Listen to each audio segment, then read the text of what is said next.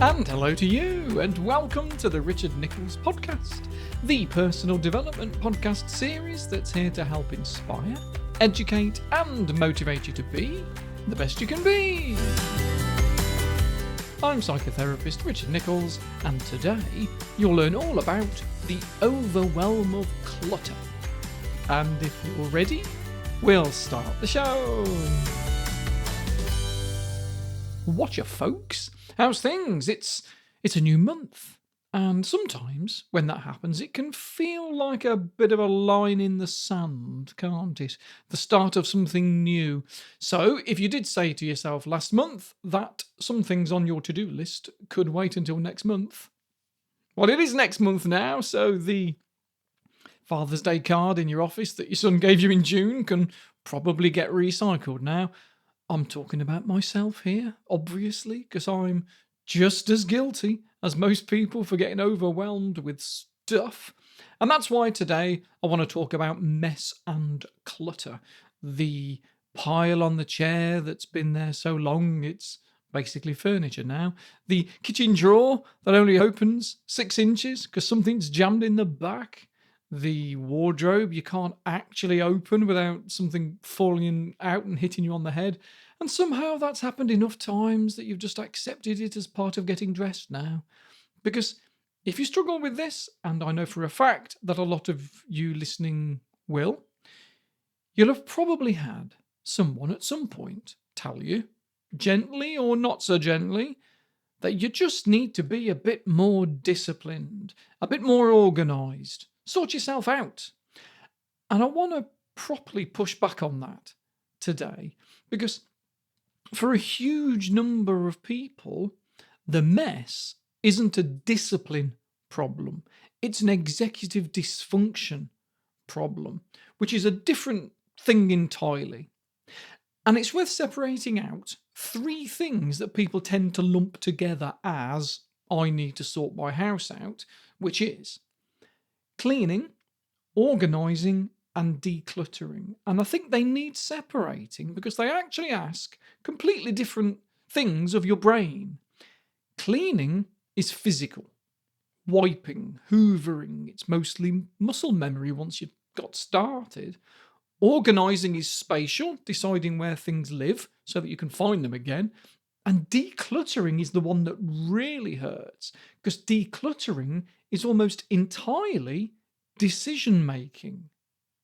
What stays, what goes, what that thing even means to you. So you can be brilliant at cleaning and completely stuck on decluttering.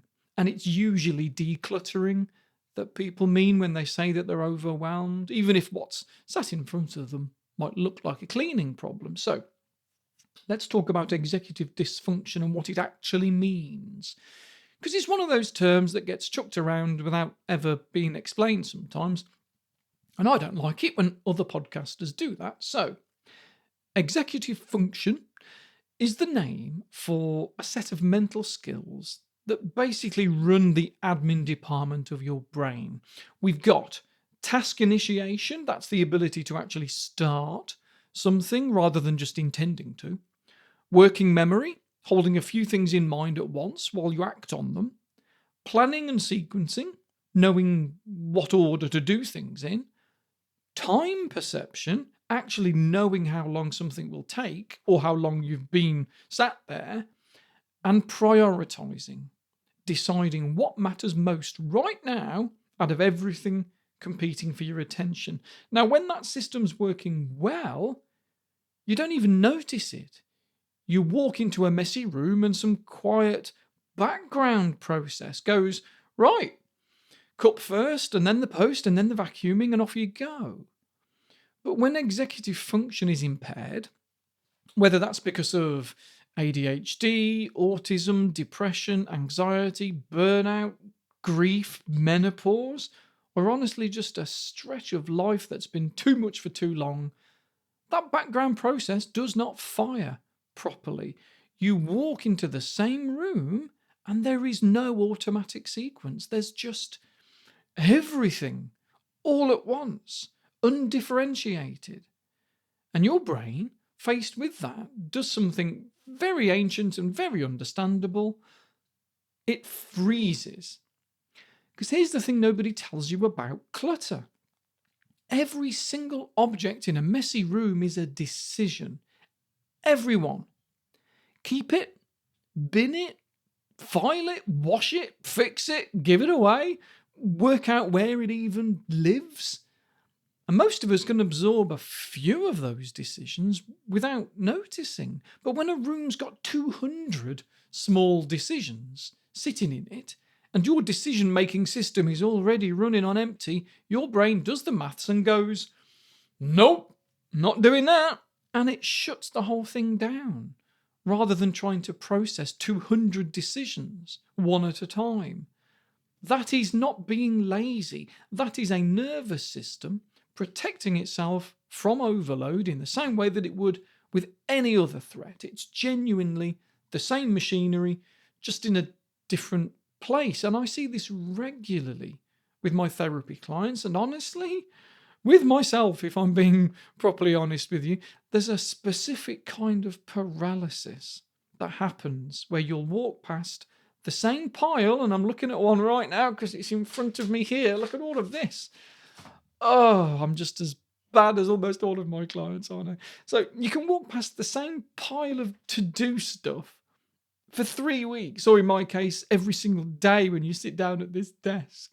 And a part of you registers it, and some part of you feels the guilt of it, and neither part actually does anything about it. And the guilt itself becomes another layer that's sat on top. Because now it's not just, I have a messy pile, it's, I have a messy pile, and I'm the kind of person who can't deal with a messy pile.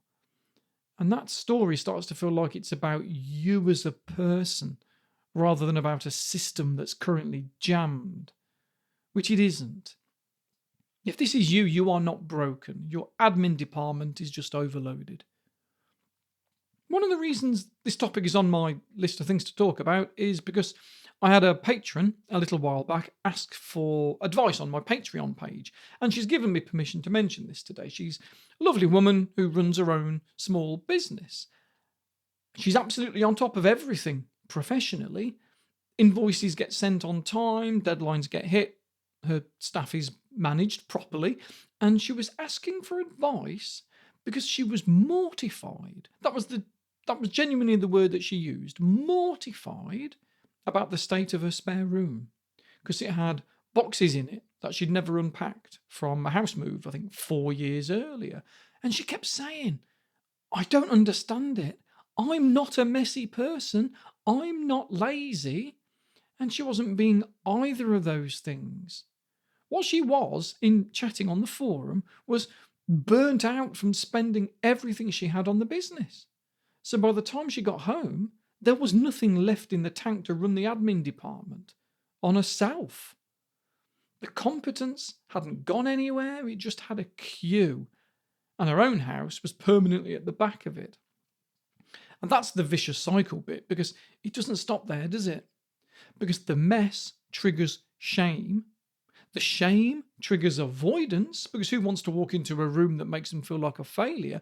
And the avoidance means the pile just sits there or grows, which triggers more shame next time you see it, and round and round and round it goes.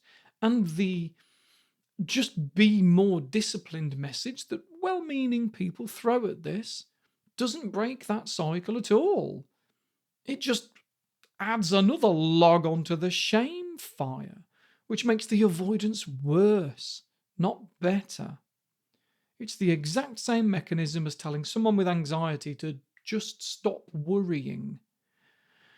Technically true, but completely useless and probably going to make things worse. Now, here's the bit that I find genuinely fascinating, though, and it's the bit I actually wanted to get to today, because so many people who cannot, for the life of them, tackle their own clutter will go round a friend's house and sort theirs out in an afternoon. Quite cheerfully and decisively, they'll go, right, bin that, keep that. Why do you even own 6 of these? And there is no hesitation. There is no brain freeze. And then they go home to their own pile and it's back to square one. It's mad, isn't it? Why is it so much easier to sort someone else's overwhelm than your own? Well, there's a few reasons, and I think they're worth sitting with because they tell you a lot about what's actually going on underneath. First, there is no emotional weight attached to someone else's belongings. Your own clutter isn't just objects, it's decisions you've been avoiding. Memories, guilt about money spent, maybe, evidence of who you used to be or hoped to be, and unfinished projects that remind you that you didn't finish them. Someone else's junk drawer is just a junk drawer. There's no story pulling at you when you pick up an old receipt that isn't yours. So the decision fatigue simply isn't there in the same way because the objects aren't loaded with anything. Second, novelty genuinely helps a stalled initiation system. Walking into an unfamiliar space, your brain treats it a bit like a fresh task, almost a game, rather than the same defeated pile you've been avoiding all year. There's a reason it's easier to be productive in a coffee shop than it is at your own desk. That new environment doesn't have any history of failure or associations attached to it yet. Third, and I think this is the big one, honestly, when you're helping someone else, you get to be the calm, capable person rather than the person drowning. There's no shame in the room for you. You're not the one being judged by yourself or anybody else. So your brain isn't spending half its energy managing that shame while trying to make decisions with the other half. You're free to just think clearly, which, when you actually notice it, tells you something important. It's not that you're incapable of making these decisions. You've just proven you can in someone else's house an hour ago. It's that your own clutter comes wrapped in judgment and theirs doesn't, when it's not your stuff. And fourth, there's usually a clear line with someone else's space. You can see what done looks like because you're not emotionally inside it. At home, done can feel like it doesn't even exist because you know that there's always going to be another drawer, another cupboard, another decision behind this one. It never quite resolves the way it does when you're just doing someone else's spare room for an afternoon and then going home. And it's worth saying this isn't an amateur thing either. Professional organisers, the people who do this for a living, will often tell you their own homes are nowhere near as tidy as the ones they get paid to sort out. There's even a version of this in loads of other trades. We've all met the plumber who's got a dripping tap at home, or a mechanic driving around in a car that's had the engine light on for about 8 months. And it's not hypocrisy, it's the same principle showing up everywhere. Skill and emotional load are two completely different things. And doing the thing for yourself carries a weight that doing it for someone else just doesn't. So what do you actually do with that, if this is you? Now, I'm not going to give you a system, because systems are usually exactly the kind of thing that becomes another overwhelming decision in itself. But a few things genuinely do help, and they all come from the same idea, which is borrowing what makes helping other people easier, bringing a bit of it home. So, body doubling is a big one, and it's worth knowing the phrase because it comes up a lot in lots of different spaces. Body doubling is just having someone else in the room while you do the task, even if they're not helping, even if they're just on their phone in the corner. Doesn't matter why it works, and honestly, we don't fully understand it, but having another person present seems to lower that freeze response and make starting easier. It's almost like having a witness reduces the shame enough to unstick you. Lowering the bar helps too, properly lowering it, not the fake version where you say, just do 10 minutes, and then you feel like a failure at minute 11. I mean, actually deciding that one drawer or even one section of one drawer is a full and complete win today. Because the size of the task was never really the problem. It was the number of decisions inside it, and reducing the decisions themselves helps enormously. So instead of keep, bin, or maybe I'll need it for every item, which is 3 decisions each time, try just 2 boxes, staying or going, and that's it. No maybe pile. The maybe pile is where executive function goes to die because it's the same decision, deferred, just relocated. There's also something in borrowing the actual mechanism I talked about earlier, the pretending it's not yours trick. Sounds daft, I know, but some people genuinely find it easier to sort their own kitchen if they imagine they're doing it for a friend who's about to move in. It's a bit of a cheat, but if it quietens the emotional noise enough to let the decision-making part of your brain actually function, I'm not going to argue with it. And maybe the kindest thing you can do is stop treating the mess as evidence of who you are. It is not a character flaw. It's a system under load. The exact same system that works perfectly well when the pressure's off or when the mess belongs to someone else. Anyway, that's your lot for this month. Have a proper think about which bit of your life you'd sort out brilliantly if it belonged to somebody else, and see if you can borrow a bit of that clarity for yourself. Time for me to go. Enjoy your week. I will, of course, be back on Monday on Patreon if you want a little bit more from me, with a super hypnotherapy track all about this very topic if you need it. And I am very cheap as well, don't you know?